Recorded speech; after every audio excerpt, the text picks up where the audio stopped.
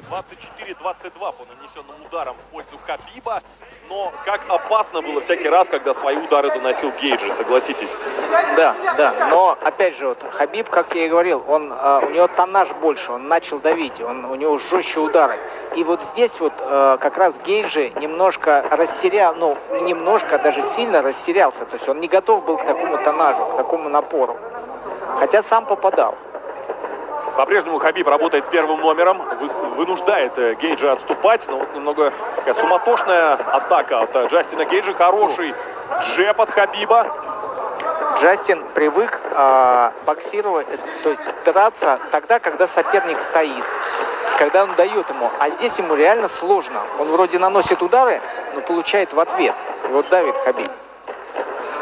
Хабиб его даже не то что давит, а летит на него. Летит, конечно. Орел. Не чувствует, грубо говоря, как будто не чувствует его. Есть, забирает спину Нурмагомедов, и это очень здорово. В фулл-маунте находится Хабиб. Огромные проблемы сейчас у Джастина Гейджа. В таком положении Нурмагомедов находится. Вот так. Треугольник забирает Хабиб. Сделать. Треугольник. Все. Постучал, сдался Гейджи. Или нет? Все. Ох, вот так это получилось, как-то буднично, согласитесь. Открой современный и удобный мир онлайн-ставок в приложении.